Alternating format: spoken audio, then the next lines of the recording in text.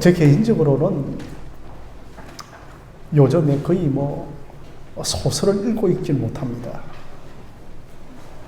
아니 최소한의 단편 소설 정도는 읽어야 하는데 그렇지도 못합니다. 여러분들이 아시다시피 소설에는 기성정결이 있습니다.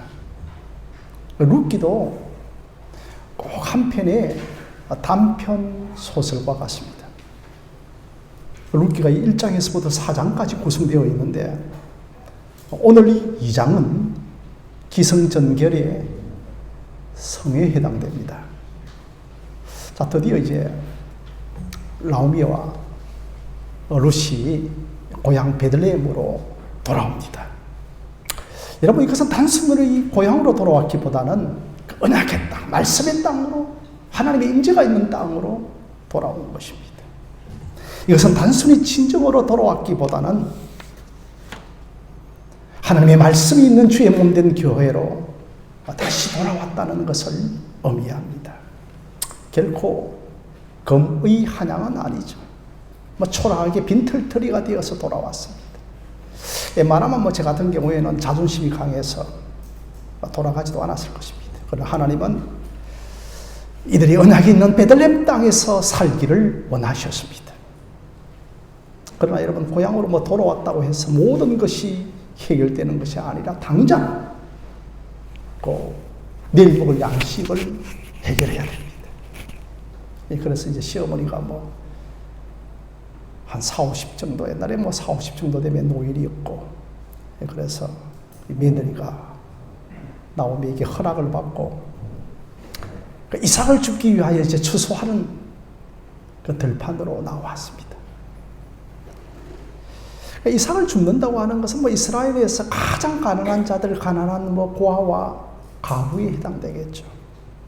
저도 어린 초등학교 시절에 힘들게 그 떨어진 들판에 이삭을 줍는 그 어머니와 아들을 본 적이 있습니다. 남편이 일찍 죽고 아들 둘이 있었는데 그 아들들과 함께 늘 추수건물이 되어지면 들판에서 그 비료 푸대에 그 이삭을 줍는 것을 제가 보았습니다.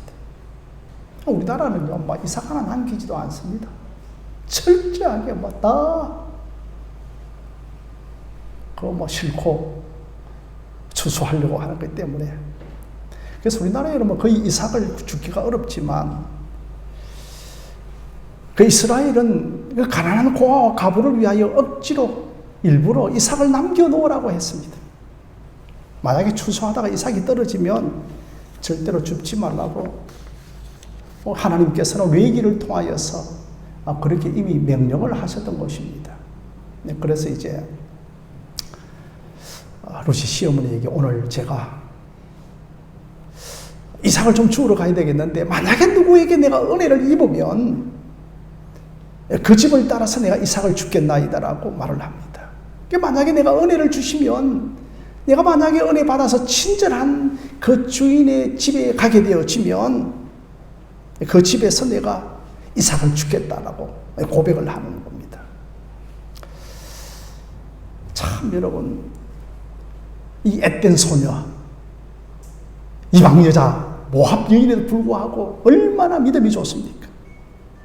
그래서 그 룻기서 1장 16절에 보면 어머니의 하나님이 나의 하나님이 되어지고 어머니가 가는 곳에 나도 가고 내가 어머니를 버리면 하나님께서 나를 벌하실 것이라고 하는 이런 놀라운 믿음의 고백을 하는 것이 룻입니다. 이거 여러분 특별하게 하나님이 주신 믿음이고 이 근원을 알 수 없는 믿음의 비밀입니다. 자꾸만 우리는 믿음의 근원을 우리 편에서 찾으려고 합니다. 저 집에 조상들이 4, 5대를 믿었기 때문에 아니 저렇게 좋은 며느리가 있단 말이다. 아니 알고 보니까 외할아버지가 순교자래. 그래서 저렇게 좋은 믿음이 있는 것 같다라고 말을 합니다. 여러분, 그렇지 않습니다. 믿음은 전적으로 하나님이 주신 선물이고 은혜요, 긍휼이고 자비입니다. 룻의 인생 속에 전적으로 하나님이 뛰어들으신 것입니다. 그래서 룻이 바뀝니다. 룻이 변합니다. 신앙 가문이 좋아서도 아니고 그 사람의 마음밭이 좋아서 그런 것을 우리가 조건 삼아볼 것이 아니라 하나님께서 룻에게 큰 일을 행하신 것입니다. 여러분, 하나님이 무슨 일을 하십니까? 유다 지파에서 예수 그리스도를 낳기 위해서입니다. 유다 지파 얼마나 그의 후손들이 많습니까? 그러나 갈라디아서 말씀을 보면 여럿을 가리키는 것이 아니고 오직 한 사람 한 후손을 오게 하시는데 예수 그리스도이십니다. 그것이 여러분 이미 창세기 3장 15절에 여자의 후손이 메시아로 오시겠다고 약속을 하고 있는 것입니다. 그런데 그 여자의 후손이 단수입니다. 한 사람, 한 씨인데 예수 그리스도십니다. 그리고 이사야 7장 14절에 이마누엘이라 하리라.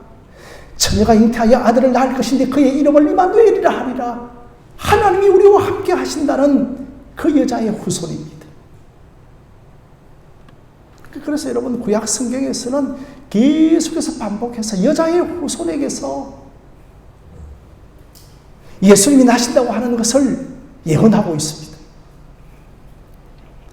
아니, 저도 어릴 때에 우리 아버님께서 좀 한학을 하셨거든요. 그런데 아버님이 늘 고상한 말씀을 쓰시는 거예요.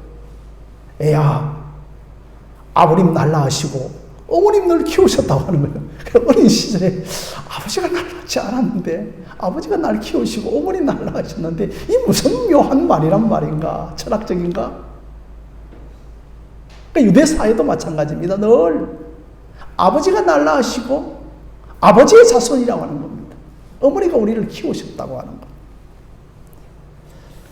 그런데 계속해서 여자의 후손으로 예수님이 오신다는 겁니다. 그래서 룻기라고 하지 않습니까? 보아스기라고 하지 않지 않습니까? 룻기지 않습니까? 그러니 여러분, 룻이 여자입니다. 예수님이 여자에게서 나신다고 하는 것을 이미 룻기를 통하여 우리에게 강조하기 위함인 겁니다. 그래서 제가 설교를 준비하면서 어찌하든지 간에 이 룻기를 내가 구속사적인 관점으로 설교해보자. 아니면 룻이 시어머니를 잘 복양하니까 하나님께서 이렇게 복 주시더라고 설교하면 은혜는 되어지겠지만 그건 여러분 구속사적인 관점으로 설교하는 것이 아니고 복음 중심으로 설교하는 것이 결코 아닌 것입니다. 여러분들이 아시다시피 마태복음 1장에 여자 5이 나오죠. 유다의 며느리 다말도 있고 또 여리고성의 기생라합도 있고 다윗의 아내 바세바도 있고 또 룻과 마리아도 있지만 그 마태복음 1장에서 나오는 5 여자 중에서 그 마리아를 빼면 다 이방 여자들입니다. 이렇게 당당하게 남자들의 족보의 세계에 여성의 이름이 기록되었다는 것은 장차 예수님이 여자의 후손으로 오신다는 것을 우리에게 강조하기 위함인 것입니다.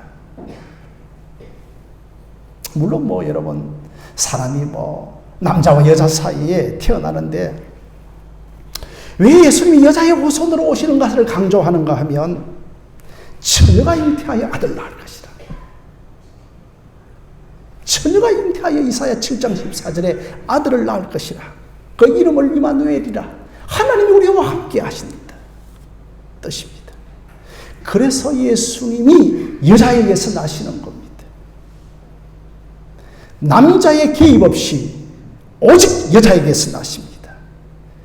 그래서 예수님이 인간의 자음을 빌어서 인성을 취하시고 오직 성령으로 잉태되어지십니다.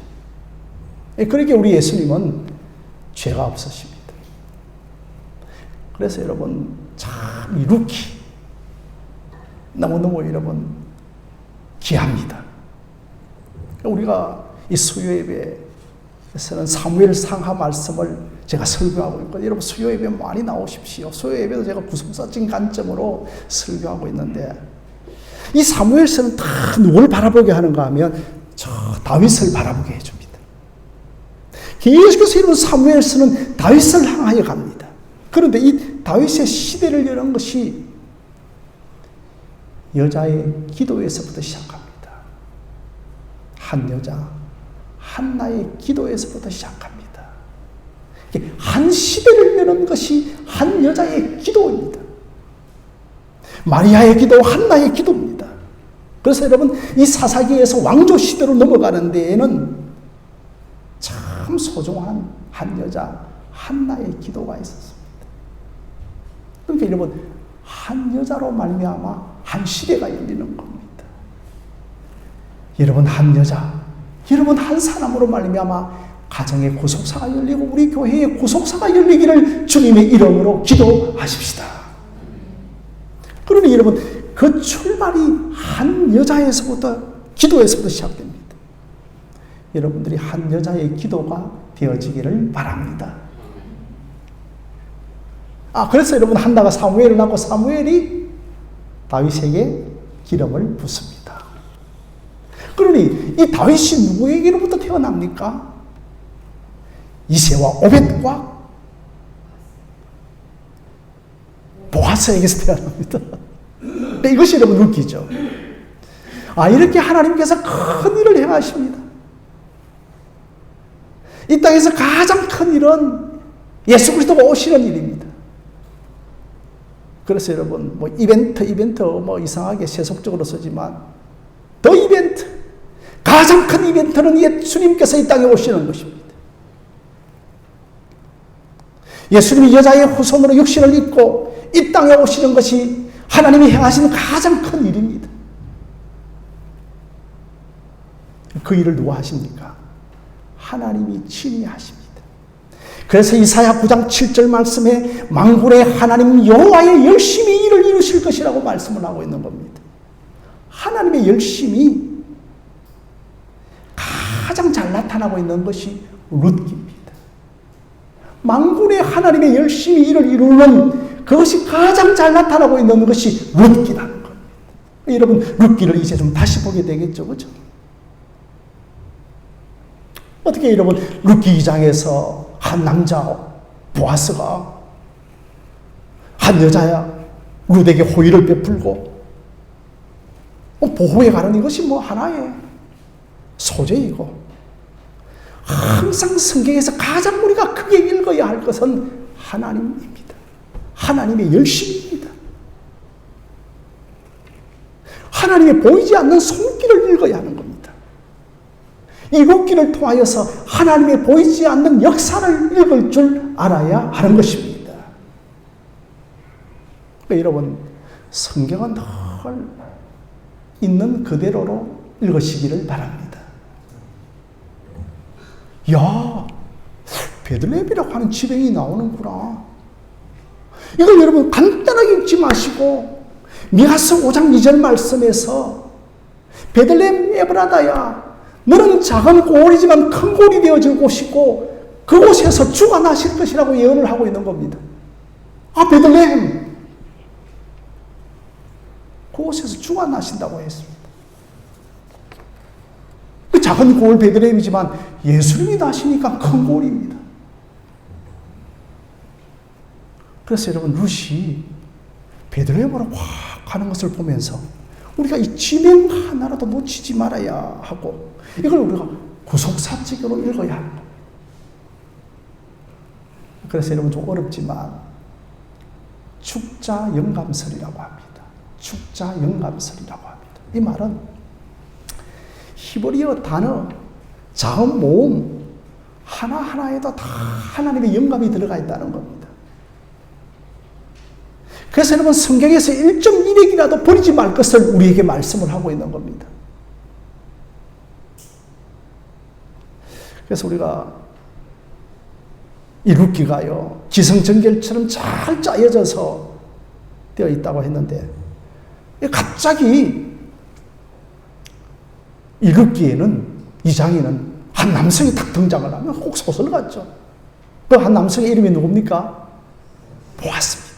2장 1절이에요. 우리 한번 그 남성 이름을 한번 부르면서 한번 읽어볼까요? 시작. 나오미의 남편 엘리멜렉의 친족으로 유력한 자가 있으니 그의 이름은 보아스라고 했습니다. 그러니까 보아스가 어떤 사람입니까? 첫째로는 친족이다. 가까운 엘리멜렉의 친족이다. 엘리멜렉은 이제 모압에서 이미 죽었죠. 그리고 또한 이 보아스는 어떤 사람이었는가 하면 유력한 자였습니다. 유력한 자였습니다. 그러니까 소위 말해서 재력이 있고 명망이 있고 위치가 있고 사회적인 그런 어떤 위치가 있었던 사람이었습니다. 어떤 것에 어떤 문제를 좀 해결할 수 있는 사람이었습니다. 결론적으로 이 보아스가 어떤 사람인가 하면 나오미 집안에 잃어버린 기업을 도로 찾을 수 있는 친족이요 유력한 자라고 하는 것입니다. 우리가 성경에서 이런 자를 가리켜서 기업 물을 자라고 합니다. 친족 중에 한 사람이 잃어버린 땅과 토지를 사서 그 사람에게 다시 돌려주는 것을 가리켜서 기업 물은다라고 하였습니다. 그러니까 지금 이제 나오미는 베들레헴 땅 떠날 때에 땅 팔고 집 팔고 다 떠났지 않습니까? 그러니까 자기의 기업이라고는 한 평의 땅도 없습니다. 누군가가 친족 중에 유력한 자가 자기 자신의 기업을 도로 사서 내게 돌려주지 아니하면 평생 이삭을 줍는 모습으로 살아가야 하는 것입니다. 그런데 레위기를 보면 하나님께서는 아예 근친 중에 유력한 자가 잃어버린 기업을 도로 찾아주라고 명령을 하고 있습니다. 그러니까 하나님께서는 이미 너무너무나 훌륭한 제도적 장치를 마련해 주셨습니다. 그러면 여러분 이 기업 물을 자가 크게 세 가지의 일을 합니다. 첫째로는 만약에 한 집안에 결혼한 남자가 아들을 낳지 못하고 죽으면 그 남편의 가장 가까운 친족 중에 한 사람이 그 여자와 결혼하여 죽은 남자의 이름을 그 남자의 대를 이어줘야 하는 겁니다. 둘째로는 형제 중에 한 사람이 너무너무 가난하여서 종으로 팔렸을 경우에는 그 몸값을 대신 값으로 지불해주고 사는 것이 기업 물을 자였습니다. 셋째는 너무 가난하여서 조상들이 물려줬던 기업을 다 팔렸을 경우에 그 친족 중의 기업을 물려주는 것입니다. 그러니까 이것을 여러분 가까운 친족의 순서에 따라 하였습니다. 그러니 이렇게 생각해 보시면 남편 엘리멜렉이 죽었습니다. 그러니까 기업을 이어갈 자가 이제 누구인가 하고 물러가고 회복되어질 자가 누구인가 하면 첫째 아들 말론이었습니다. 이 말론도 죽어버렸습니다.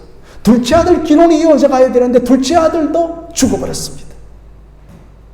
그러니까 가문을 잃어버리고 이제 잃어버린 기업을 도로 찾을 수 있는 친족이 있어야 되는데 아니 놀랍게도 그 친족 중에 한 사람이 누가 있는가 하면 보았습니다.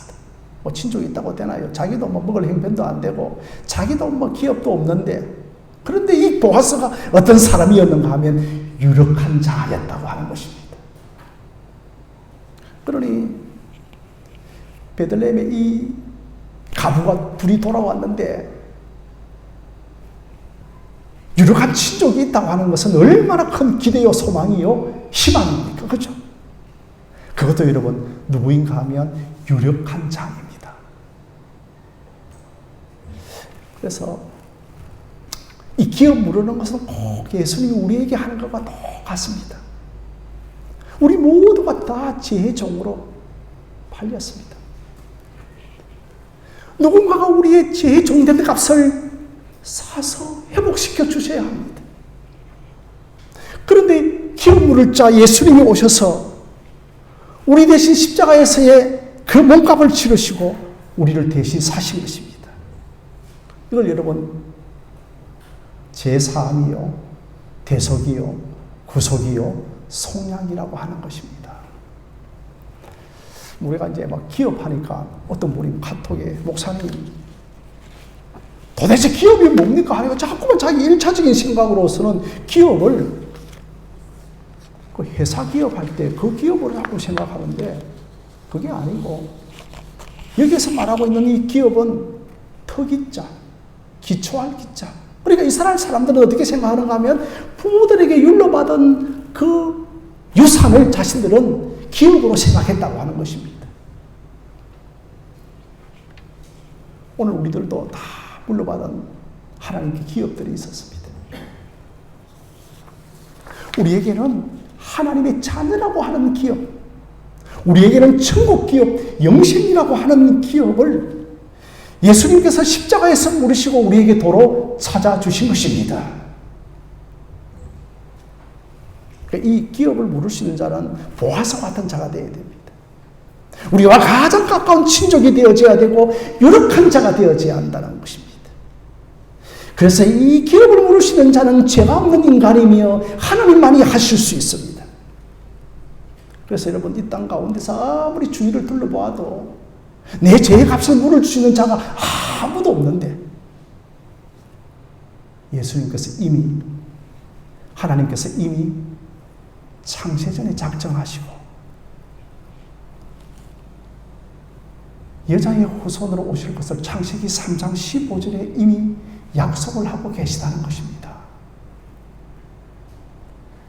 그래서 우리가 이 보아스 같은 예수님을 다 만나면 우리가 어떻게 확 노래를 하기 시작하는가 하면 나의 영원하신 기업 생명보다 귀하다 나의 갈 길 다가도록 나와 동행하소서 주께로 가까이 주께로 가오니 나의 갈 길 다가도록 나와 동행하소서.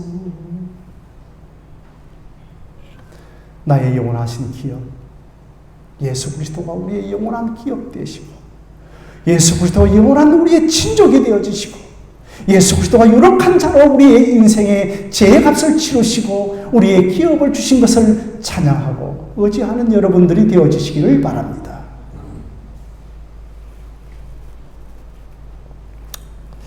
자, 그런데 이 룻이 보아스를 딱 어디서 만나는가 하면 이삭 죽는 데서 만납니다. 아니 마침 룻이 이삭을 주우러 간 그 밭이 ABCD 여러 사람의 밭이 아니라 마침 그 밭이 뭐의 밭이라고요? 보아스의 밭이었던 것이었습니다. 그리고 또한 우연히 보아스가 그 보리추수를 감독하기 위하여서 그날따라 그 밭에 나온 겁니다. 베들레헴 외곽에 있었거든요, 그 밭이.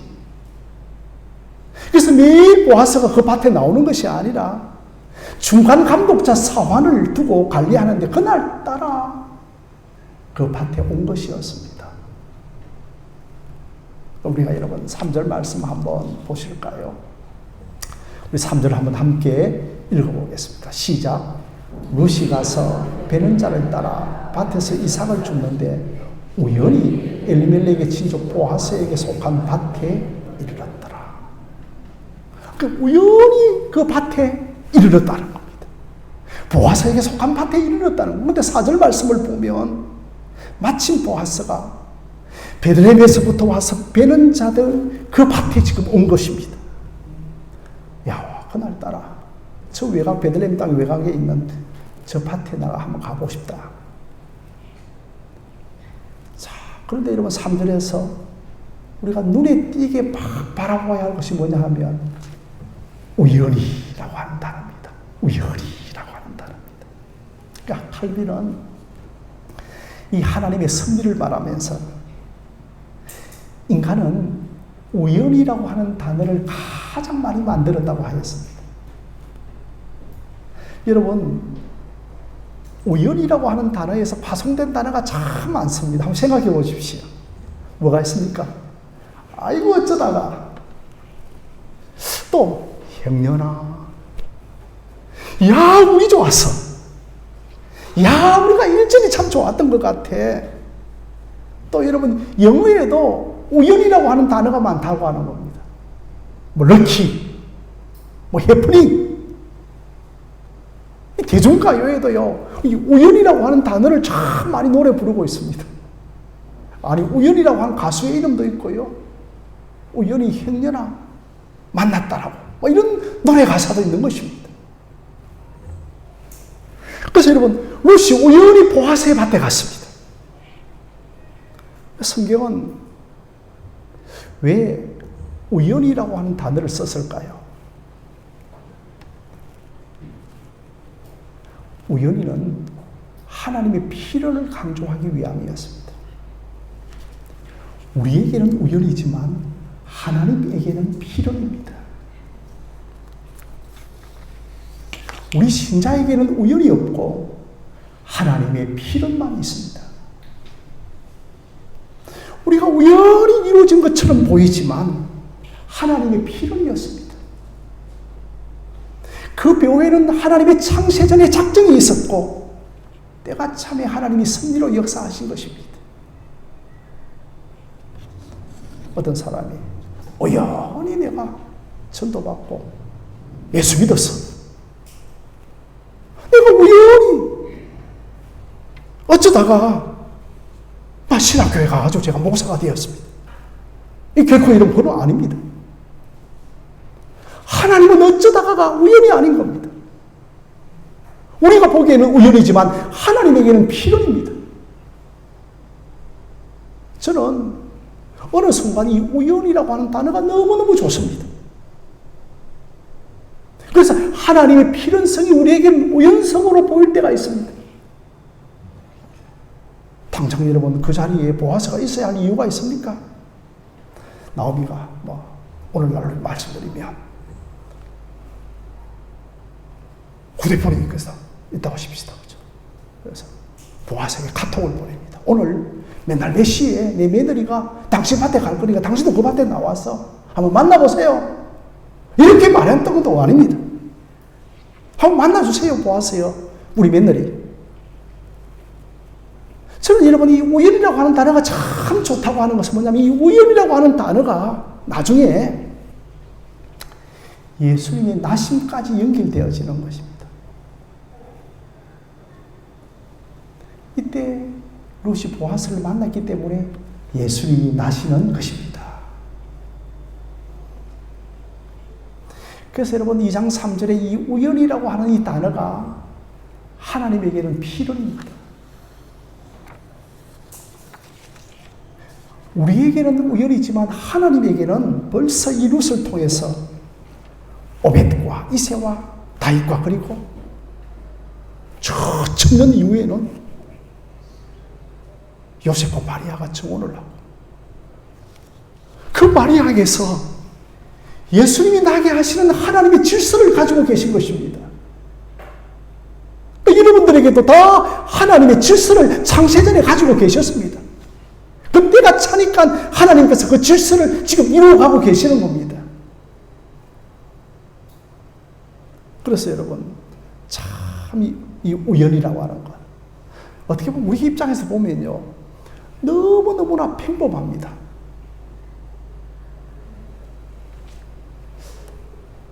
이삭을 주우러서 밭에 가는데, 아니 그 밭에 가보니까 보아스의 밭이었고, 또 그날따라 보아스가 그 밭에 나오는 겁니다.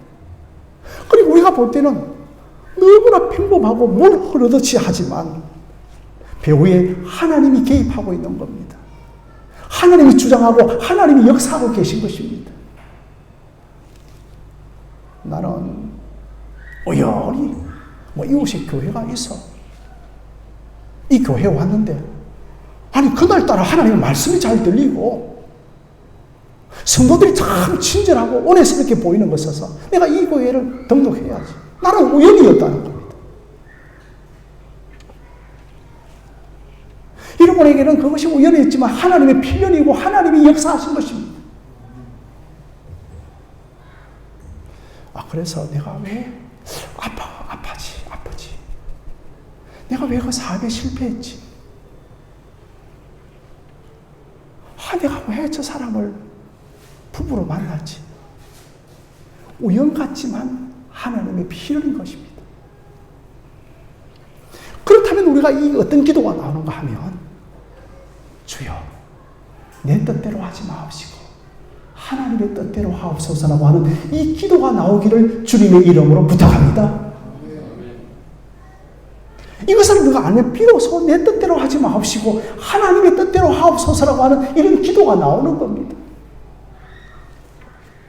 그래서 여러분, 룻의 참 열악한 상황이 보아스를 만나는 기회가 되어지는 겁니다.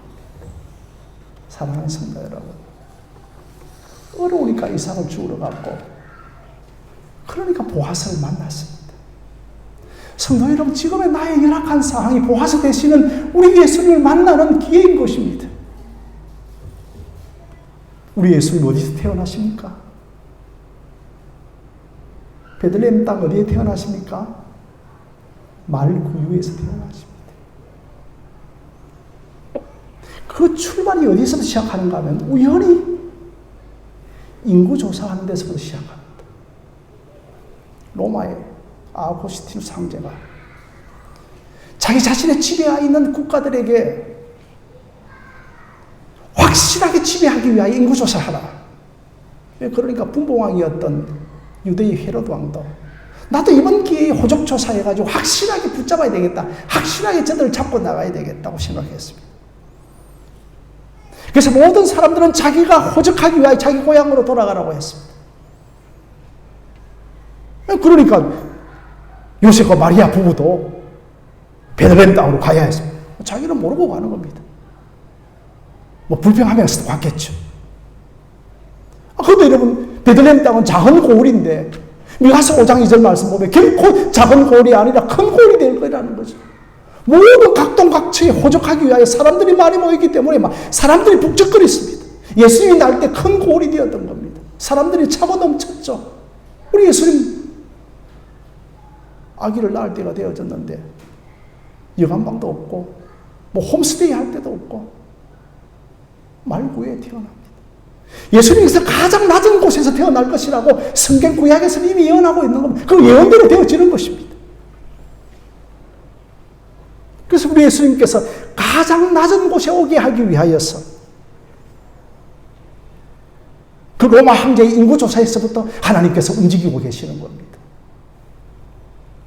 그것이 여러분 바로 누가복음 2장입니다.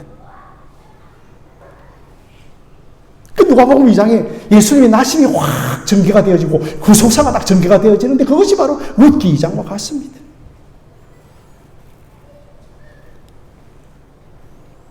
그래서 유다 지파에서 예수가 나게 하기 위하여 창세기 49장에서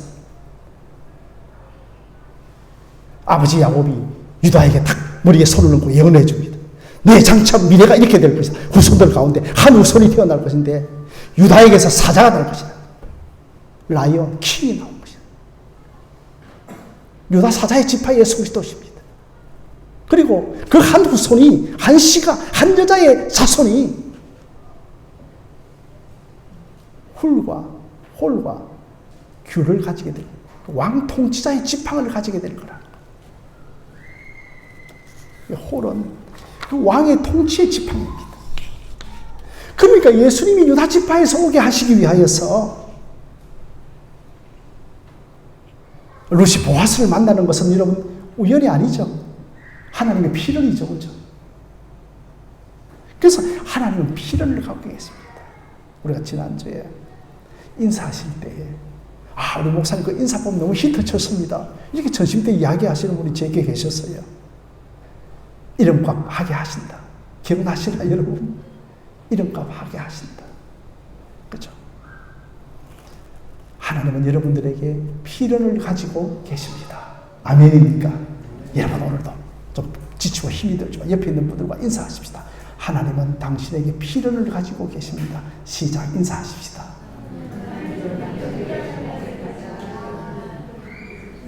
하나님은 당신에게 필연을 가지고 계십니다. 그러니까 우리가 어떤 사람들은 또 이렇게 이야기합니다. 목사님, 하나님께서 모든 걸 결정해 놓으시니까, 필연으로 결정해 놓으시니까 우리 아무것도 하지 않아도 되겠네요. 그런 사람을 가리켜서 여러분 운명론자고 숙명론자라고 하는, 그 사람들 어디 사는 거죠? 방글라데시, 인도에 살고 있는 겁니다. 하나님께서는 우리의 노력과 선택에 의하여서 우리의 필연을 움직여 가십니다. 아무리 열심히 공부해도 안 되겠네. 뭐 하나님께서 다 결정해 놓았는데 뭐. 그거 이런 운명론이고 숙명론입니다. 내 인생을 하나님께서 정해 놓으셨지만 내가 열심히 공부하면 100점 이상으로 주실 줄로 믿습니다. 그런 자에게 미래가 열리는 겁니다. 다 결정해 놓았으니까 나 아무것도 하지 않아도 되겠네. 그런 자에게는 미래가 닫히는 겁니다.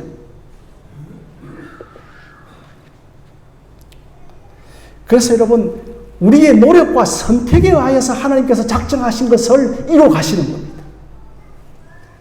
얼마나 효봅니까? 어머니 가만히 계세요. 내가 저 밭에 가서 이삭 주워 올게요. 하루 종일도 이삭을 줍습니다.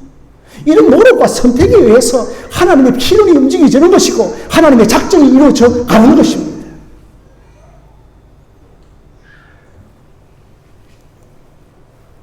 그래서 성경에서는요, 다 이루어 놓았으니까 아무것도 하지 말라고 하는 것이 아니라 기도하라, 성경 읽어라, 헌신하라, 성령 충만함을 받으라, 예배 열심히 드리라고 우리의 노력과 선택을 강조하고 있는 것입니다. 아무리 하나님께서 다 결정해 놓았다 하더라도 우리의 선택과 노력과 우리의 의지가 없으면 미루어지고 연기가 되어지고 또 이 땅에서 이루어지지 않는 경우들도 있습니다. 아니면 수많은 연단의 세월들을 보내야 할 때도 있는 것입니다. 사랑하는 성도 여러분, 하나님께서는 우리가 생각하는 것보다도 기도한 것보다도 더 크게 하시는 하나님이신 줄 믿으시기를 바랍니다. 저는 다 그것을 지금 비록 적은 숫자가 모여있지만 저는 그걸 믿고 있습니다. 저는 제가 생각한 것보다도 제가 기도한 것보다도 더 크게 하실 하나님을 믿고 있습니다. 루시 생각한 것보다도, 루시 기도한 것보다도 더 크게 구속사에 완성되시는 예수 그리스도를 오게 하신 것입니다.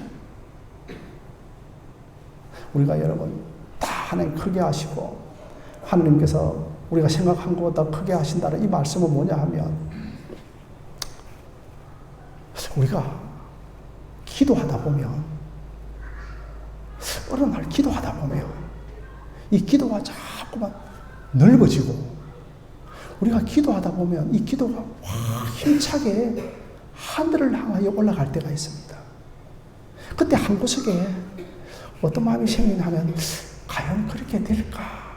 이런 의구심도 생기지만 하나님께서는 그 기도를 받으시고 우리가 기도한 것보다도 더 크게 이루신 하나님을 기억하시기를 바랍니다. 그래서 여러분, 우리 예수님을 룻 가문에서 나게 하시려고 보아스를 만나게 하고 보아스가 잃어버린 기업을 회복시켜 주시고 또 이 룻을 보아스에게 시집가게 하시고, 오늘 우리들도 예수님께서 우리의 죄를 물으시고 우리를 예수님 믿게 하신 것입니다. 그러니까 이런 의미에서 여러분, 룻기가 너무너무 귀하죠. 사랑하는 성도 여러분, 오늘 저와 여러분들이 하나님의 필연을 우리가 다 알 수는 없습니다. 내가 왜 이 고난을 당하고 어려움을 당하는지 하나님의 필연을 다 알 수는 없지만 내 인생에 반드시 하나님의 필연이 있음을 믿으시기를 바랍니다. 그 하나님의 필연이 있음을 알고, 주여 내 뜻대로 하지 마옵시고 아버지의 뜻이 이루어지기를 원합니다라고, 그런 은혜가 저와 여러분들에게 있기를 주님의 이름으로 간절히 축원드립니다. 우리 함께 찬양하는 시간을 갖도록 하겠습니다.